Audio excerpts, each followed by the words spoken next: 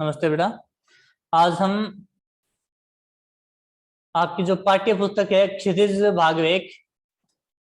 भाग एक का पहला पाठ, जो कथा सम्राट उपन्यास सम्राट मुंशी प्रेमचंद द्वारा लिखित है। एक कहानी है, दो बैलों की कथा।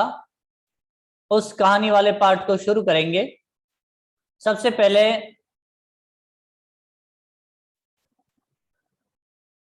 पहले हम मुंशी प्रेमचंद जी के परिचय को लेंगे ना। सबसे पहले हम देखेंगे कि मुंशी प्रेमचंद जी कौन थे, इनका क्या परिचय है, और इनका परिचय पढ़ने के बाद हम पाठ पढ़ेंगे।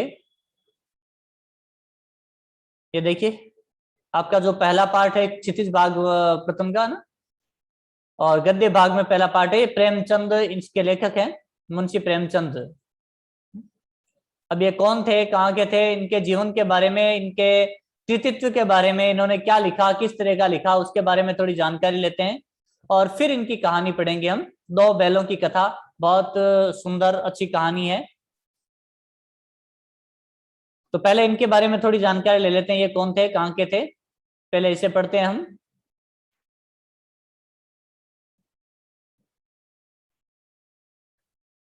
देखो, प्रेमचंद का जन्म सन 1880 में बनारस के लमही गांव में हुआ था। ये कहाँ के थे? बनारस के लमही गांव के, है ना। और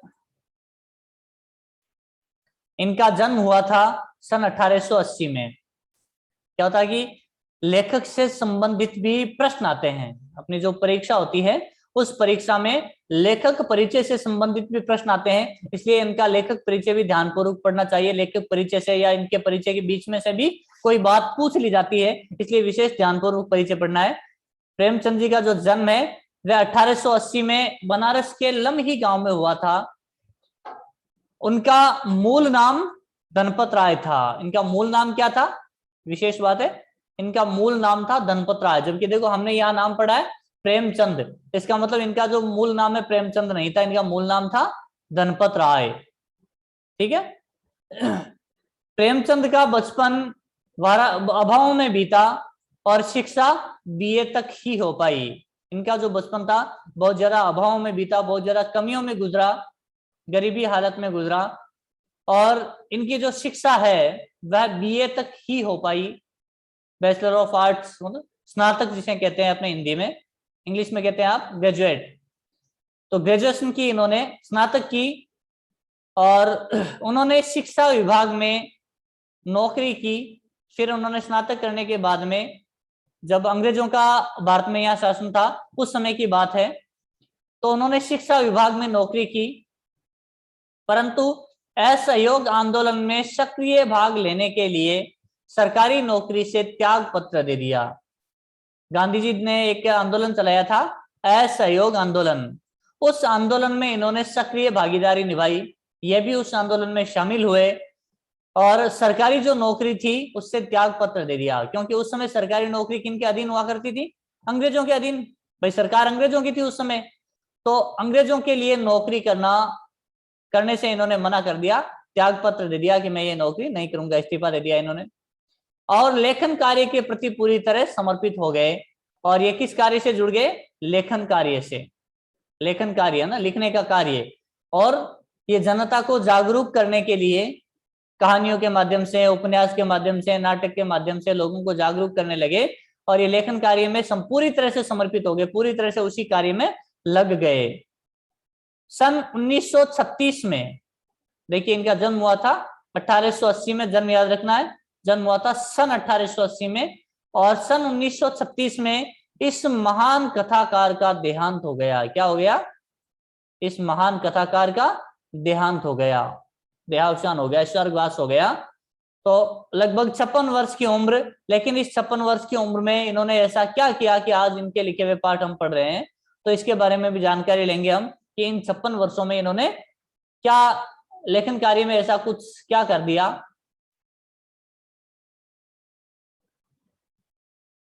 अब देखिए, प्रेमचंद जी की कहानियां, इन्होंने जो भी कहानियां लिखी हैं वे कहानियां मानसरोवर के 8 भागों में संकलित है।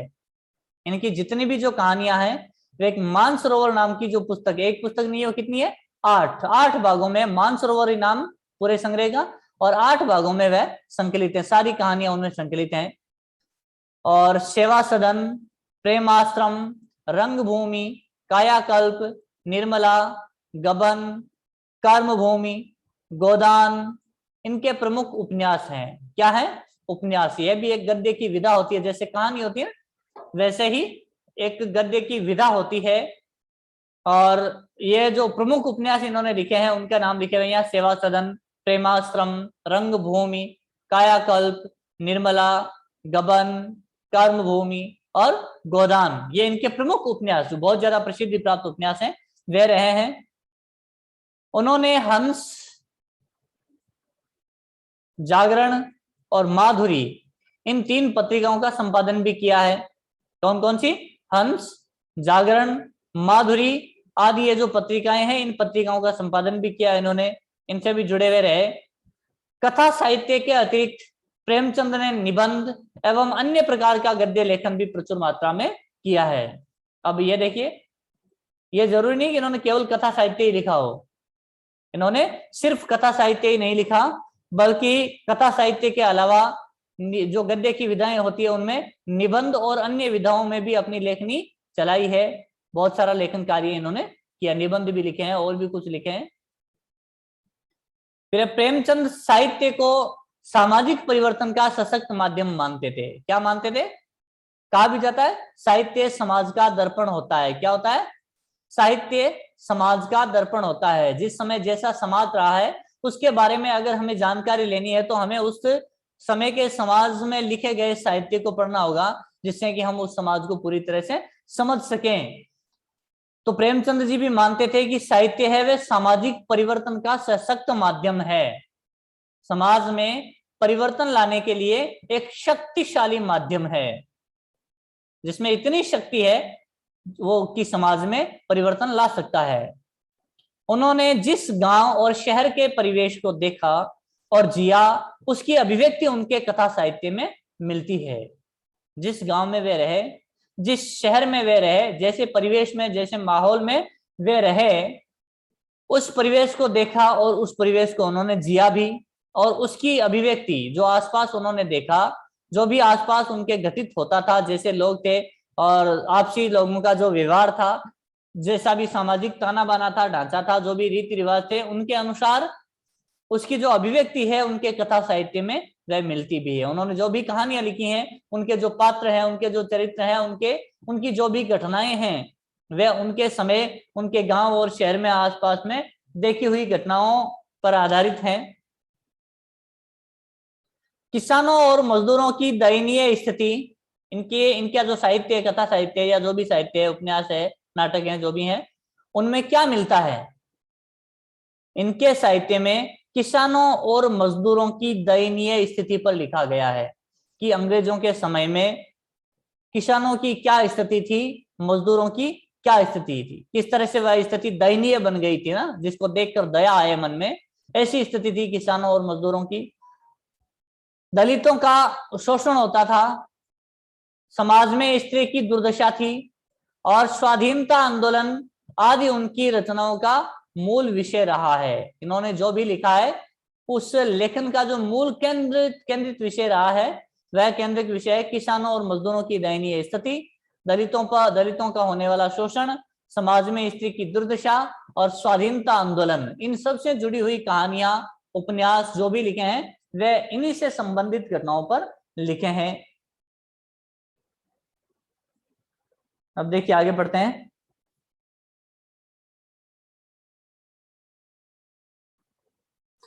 प्रेमचंद के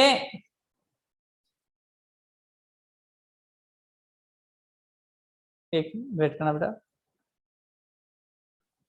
प्रेमचंद जी का जो कथा साहित्य है उसका संसार बहुत व्यापक है। प्रेमचंद जी ने जो कथा साहित्य रचा है, जो कहानियां रची हैं, उनका संसार बहुत व्यापक है, विस्तृत है, फैला हुआ है। उसमें मनुष्य ही नहीं, पशु पक्षियों को भी अद्भुत आत्मीयता मिली है। और उस कथा साहित्य में केवल मनुष्य को ही स्थान नहीं मिला, ऐसा नहीं कि मनुष्य का शोषण हो रहा है, मनुष्य मनुष्य का शोषण कर रहा है, उसे पीड़ा पहुंचा रहा है, उसे दुख दे रहा है, तो केवल मनुष्य की पीड़ाओं के बारे में, दुखों के बारे में लिखा हो ऐसी बात नहीं है। उन्होंने अपने आसपास जो पशु पक्षी थे, जो जीव जंतु रहते थे, उनके बारे में भी अद्भुत आत्मीयता दिखाई है, अपनापन दिखाया है। बड़ी से बड़ी बात को सरल भाषा में सीधे और संक्षेप में कहना प्रेमचंद के लेखन की प्रमुख विशेषता है। प्रेमचंद के लेखन की अगर विशेषता पूछी जाए तो क्या विशेषता है कि बड़ी से बड़ी बात, जो रहस्यात्मक बात होती है, जो हर किसी के समझ में नहीं आती, इतने उलझे हुए विचारों को भी वे अपनी सरल भाषा में सीधे और छोटे रूप में, संक्षेप में, मतलब छोटे रूप में कहना इनके लेखन की विशेषता रही है। वे अपनी बात को छोटे रूप में और संक्षेप में कह सकते हैं, यह इनकी भाषा की विशेषता रही है, सशक्त भाषा है इनकी। अब देखिए आगे पढ़ते हैं। उनकी भाषा सरल, सजीव एवं मुहावरेदार है। भाषा की और विशेषताएं ध्यान देने योग्य हैं। उनकी भाषा सरल है, समझ में आसानी से आती है, जो भी वो कठिन से कठिन बात को भी सरल तरीके से समझाते हैं। और इनकी भाषा सजीव लगती है। कैसी लगती है? सजीव। ऐसा लगेगा जैसे इनकी कोई कहानी पढ़ते हैं या किसी भी इनके पात्र के बारे में, चरित्र के बारे में पढ़ते हैं, तो हमें लगेगा जैसे कि वह हम पढ़ नहीं रहे बल्कि हम देख रहे हैं। उस भाषा को हम भाषा के सजीव भाषा कह सकते हैं ना। हमारे मानस पटल पर एक रील की तरह चलने लग जाता है। मानस पटल पर वे सारे चित्र अंकित हो जाते हैं, वह सारा दृश्य उपस्थित हो जाता है, तब उस भाषा को हम कहते हैं सजीव। भाषा सजीव और निर्जीव वैसे नहीं होती है, लेकिन जब ऐसी भाषा में बात की जाए जिस भाषा से जो दृश्य हमें बताया जा रहा है वह दृश्य सीधे सीधे हमारी आंखों के सामने जैसे उपस्थित हो गया हो, इस तरह से लगने लग जाए, तब उस भाषा को कहा जाता है सजीव भाषा ना। तो भाषा सरल है, सजीव है और मुहावरेदार है ना। मुहावरों का अत्यधिक प्रयोग किया है, जहां जहां जरूरत के अनुसार इन्होंने प्रयोग किया है। और मुहावरे का प्रयोग करने से भाषा में बहुत ज्यादा सुंदरता आ जाती है, उसके भाषा में एक रोचकता आ जाती है। तथा उन्होंने लोक प्रचलित शब्दों का प्रयोग कुशलता पूर्वक किया है। लोगों में प्रचलित जो शब्द हैं, जो आंचलिक भाषाओं के, आंचलिक बोलियों के जो शब्द हैं, उनका प्रयोग भी इन्होंने कुशलता पूर्वक हिंदी में किया है। लेकिन जो हिंदी में किया है उस लेखन में भी इन्होंने अपने अंचल की, अपने वहां के क्षेत्र की जो विशेषताएं है, वहां की जो भाषा है, भाषा के शब्दों को भी काम में लिया है। अब देखिए, जिस पाठ को हम शुरू करने वाले हैं, आज हम उस पाठ का ये परिचय पढ़ेंगे और कल से हम उस पाठ को शुरू करेंगे। काफी बड़ी कहानी है, तो आज हम उस कहानी के बारे में थोड़ी सी जानकारी ले लेते हैं। ये पाठ परिचय रहता है, इस पाठ परिचय को पढ़ेंगे हम। कहानी का शीर्षक है दो बैलों की कथा। क्या शीर्षक है? दो बैलों की कथा। बैल और उन दो बैलों की कथा, कहानी कैसे समझाएंगे, क्या कहानी होगी उन बैलों की, उस कहानी के बारे में हम पढ़ेंगे। लेकिन उस कहानी के माध्यम से हमें क्या समझाना चाहेंगे वह इस पाठ परिचय में पढ़ेंगे। दो बैलों की कथा के माध्यम से प्रेमचंद ने कृषक समाज और पशुओं के भावात्मक संबंध का वर्णन किया है। क्या किया उन्होंने? दो बैलों की कथा, इस कहानी के माध्यम से जो कृषक समाज और पशुओं के आपस में भावनात्मक रिश्ता रहता है। कृषक समाज में पशुओं का अत्यधिक महत्व है। वह बहुत सारे ऐसे पशु होते हैं जो अपने घर में पालते हैं, उनकी देख रेख करते हैं, उनसे काम भी लेते हैं, तो उनका आपसी रिश्ता है वो भावनात्मक रिश्ता जुड़ जाता है। इस कहानी में उन्होंने यह भी बताया है कि स्वतंत्रता सहज ही नहीं मिलती। क्या बताया उन्होंने? एक बहुत महत्वपूर्ण बात बताई है कि स्वतंत्रता सहज नहीं मिलती, उसके लिए बार बार संघर्ष करना पड़ता है। यह वह दौर था जब अंग्रेजों का शासन था हमारे देश पर, हमारे देश की जनता अंग्रेजों की गुलाम थी। तो उस जनता को समझाने के लिए, जागृत करने के लिए उन्होंने इस कहानी को एक माध्यम बनाया। बात दो बैलों के माध्यम से कही जा रही है, लेकिन वास्तव में उस समय के लोगों को समझाने की कोशिश है कि स्वतंत्रता ऐसे सहज नहीं मिलती, आसानी से नहीं मिलती, सरलता से नहीं मिलती, बल्कि उसे पाना पड़ता है। स्वतंत्रता आसानी से नहीं मिलती, बल्कि उसके लिए बार बार संघर्ष करना पड़ता है, उसे प्राप्त करने के लिए जूझना पड़ता है।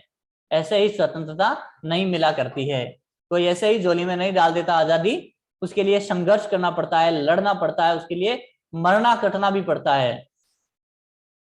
इस प्रकार परोक्ष रूप से ये कहानी आजादी के आंदोलन की भावना से जुड़ी है, प्रत्यक्ष रूप से तो नहीं है, क्योंकि प्रत्यक्ष रूप से इस कहानी में दो बैलों की बात की जा रही है, उनके मालिक की बात की जा रही है, उसके आसपास के लोगों की बात की जा रही है, लेकिन परोक्ष रूप से सामने तो वह नजर नहीं आ रहा है, लेकिन भाव इसका देखा जाए तो उस भाव के रूप से यह कहानी आजादी के आंदोलन की भावना से जुड़ी है। आजादी के जो आंदोलन चल रहे थे, जिसमें लोगों को जागरूक करके लोगों को अंग्रेजों के खिलाफ भड़काया जाता था और कोशिश की जाती थी किसी तरह से कि सारे लोग इकट्ठे हों और अंग्रेजों की इस सत्ता को उखाड़ फेंकने की कोशिश करें, तो ऐसे ही आंदोलन की भावना से जुड़ी हुई यह कहानी है, जिसमें यह समझाया जा रहा है कि स्वतंत्रता बिना काम के, बिना मेहनत के, बिना संघर्ष के नहीं मिलती, इसके लिए जूझना पड़ता है, संघर्ष करना पड़ता है।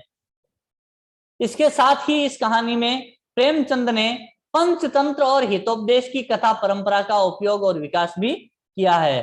पंचतंत्र की कहानियां अगर आपने पढ़ी होगी तो आपको पता होगा, नहीं भी पढ़ी है तो अब पढ़ेंगे तो ध्यान रहेगा कि उसमें पशु पक्षियों को बोलते हुए अपनी भावनाएं प्रकट करते हुए बताया जाता है।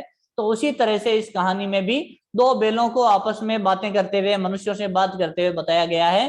तो ये पंचतंत्र के जो हितोपदेश थे उनकी कथा परंपरा का उपयोग भी इस कहानी में आपको मिलेगा। तो आज हमने इस कहानी को शुरू नहीं किया है, अभी हमने परिचय पढ़ा है, लेखक का परिचय पढ़ा है और पाठ का परिचय पढ़ा है कि प्रेमचंद जी कौन थे, कहाँ के थे, इन्होंने किस तरह का लेखन किया, क्या क्या लिखा, ये सारी जानकारियां पढ़ी। और जो पाठ था अपना दो बैलों की कथा, उस पाठ के बारे में जानकारी हमने पढ़ी है ना। गृह कार्य के रूप में फ्लिप लर्न पर आपको वैसे गृह कार्य मिल जाएगा, फिर भी याद रहे कि ये जो हमने लेखक परिचय पढ़ा है, इसमें से विशेष विशेष जो बातें हैं, इसकी जो विशेष बातें हैं उनको अपनी नोटबुक में लिखना है, पहले पार्ट का गृह कार्य डालकर, और उसमें इस लेखक प्रेमचंद जी के प्रेमचंद का लेखक परिचय और उसमें से जो विशेष विशेष बातें, इनका जन्म कब हुआ, ये कहाँ के थे, इनकी मृत्यु कब हुई और इन्होंने क्या क्या, कौन कौन सी किताबें लिखी और किस तरह की किताबें लिखी, वह सारी बातें आपको नोटबुक में लिखनी है।